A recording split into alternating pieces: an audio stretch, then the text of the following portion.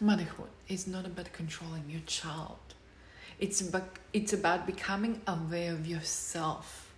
Yeah, so women, hear me out for that, because your child will show you in a mirror, all unresolved emotional blocks and beliefs what you have got inside of you. It really will. And I know this because as a single mother, when I become a mother, that's exactly what they've done. And my children are 21 and 25, yeah? So everything where you're trying to hold on to the things, emotions, blocks, identities, the whole thing, the same as in love. Yeah, the same as in love. Somebody close to you, that's what they were going to show.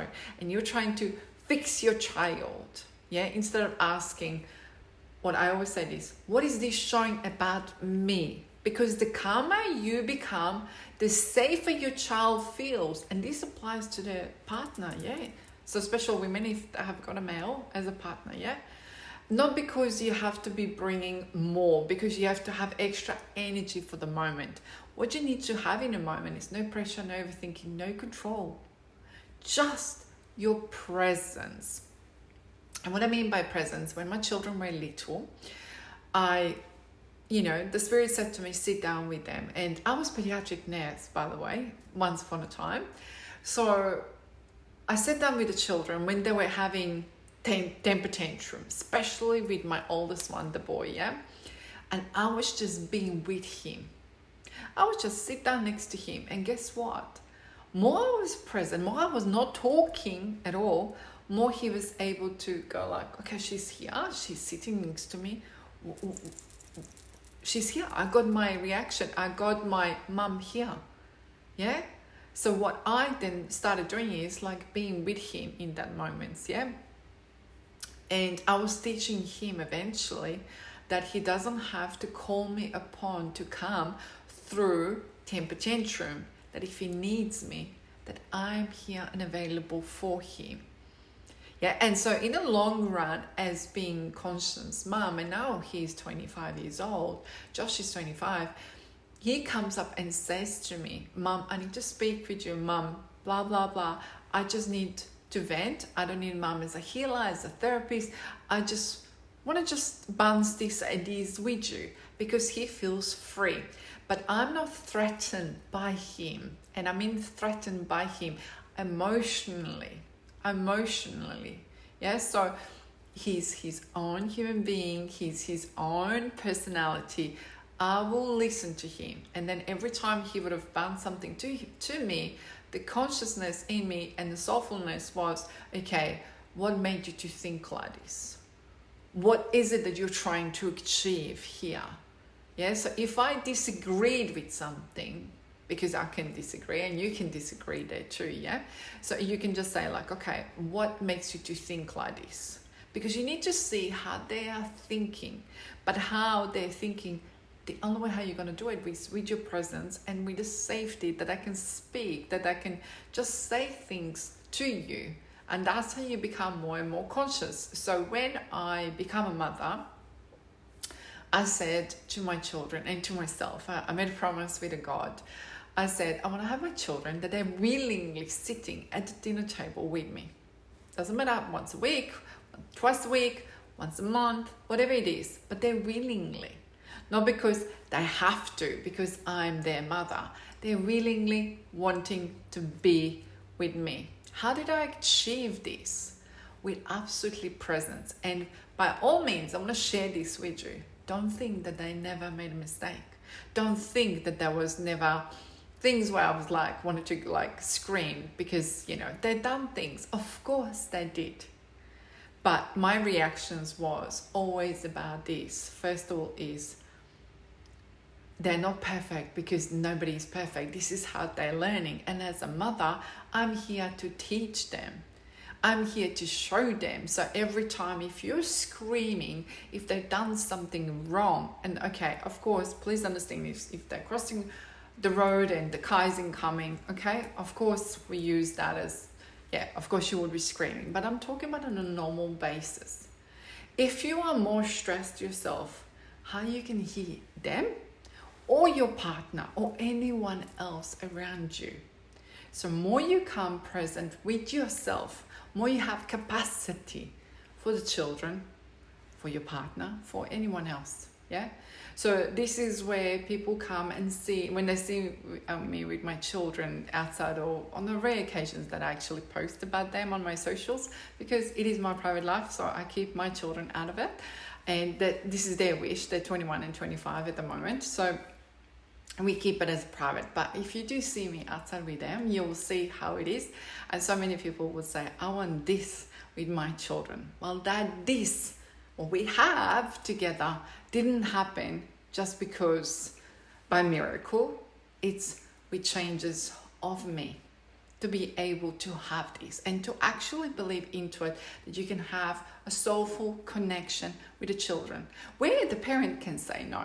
Yeah, where the parent is mutual, be able to speak. There is trust and there is integrity and there is respect for each other. But what I'm seeking of my children, I'm first of all walking myself. I can't ask anything of my children what I'm not willing to do.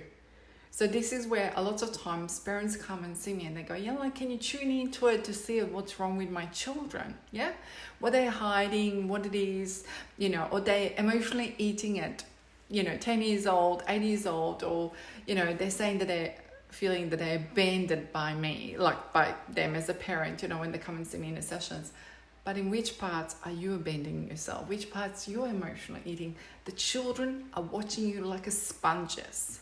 So if one of the parents, for example, is an abandoned parent, what does a child learns to do? Because remember, in a childhood, we learn to, if we have, I would say,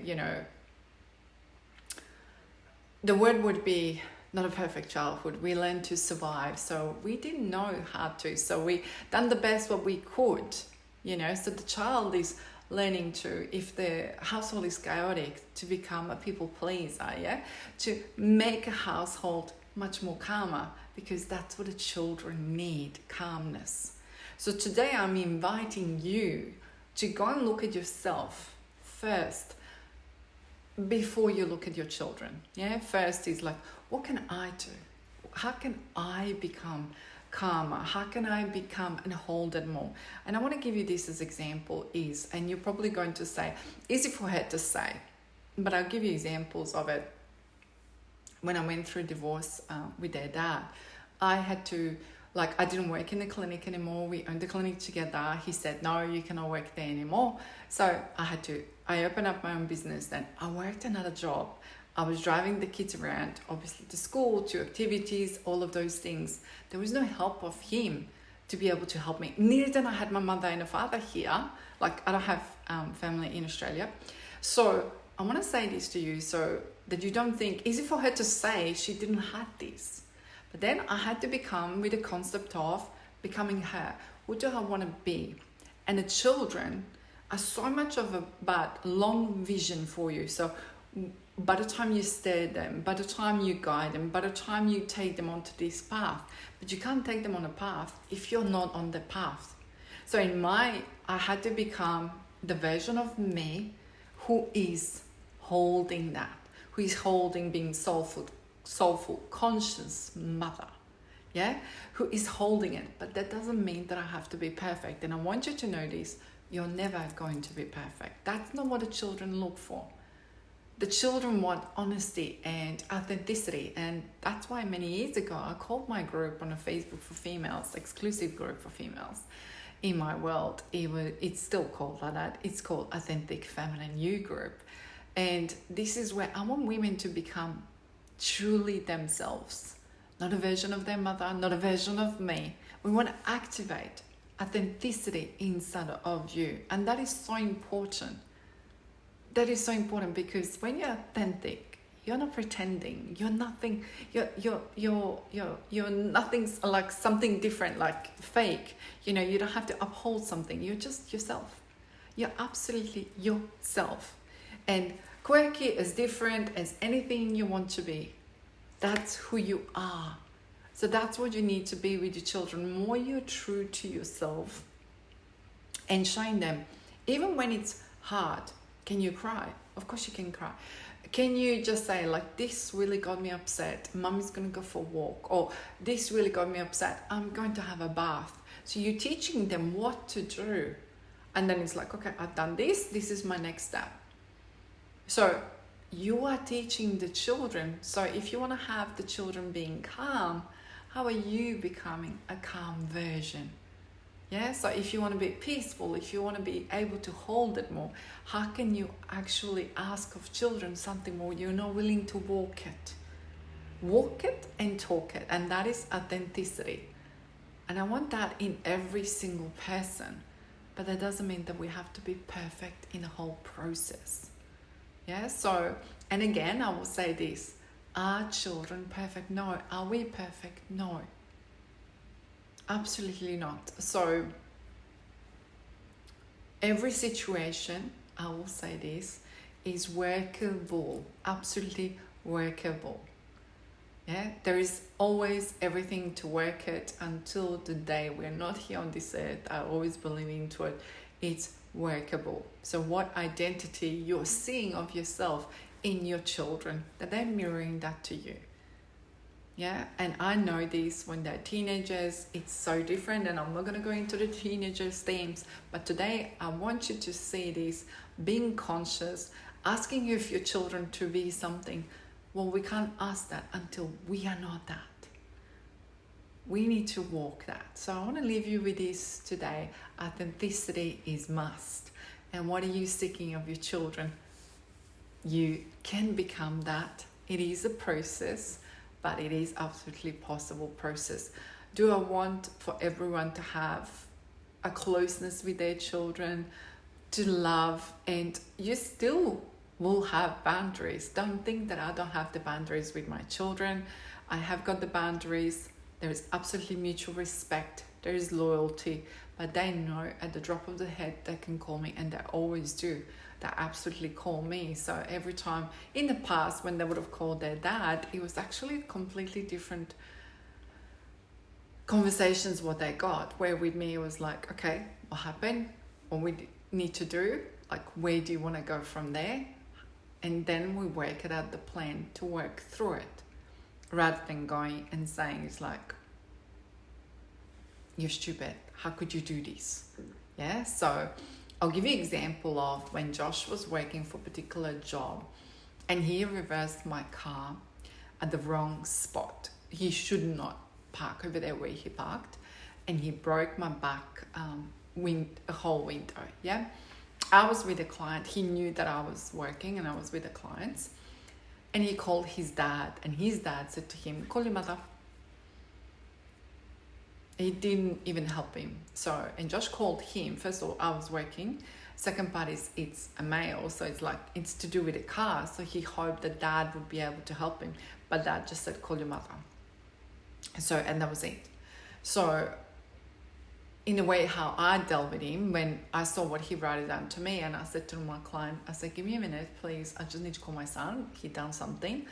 And I explained to him, just drive home safely, take the mirror out, and we'll just drive home and we'll deal with that from that point of view. Yeah, so first of all, that he drives calmly home. He had over an hour to drive home with broken window at the back and to calmly, safely come home. But if I'm not safe within myself, if I can't be safe with my voice, with my energy, he would be frantic driving home. Most likely he would have had a car accident, but he didn't have a car accident. This happened many years ago. And he learned from the spot where he was frantic and he was angry and he had to do something regarding his job, but he was at the job at the time. And he was rushing. So he learned in rushing what happens.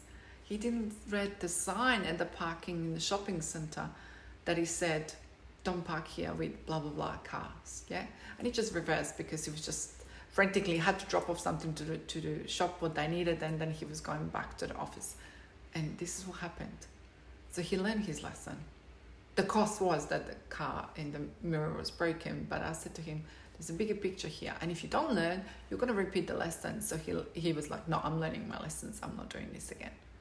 I will be not frantic and I'm not going to be angry.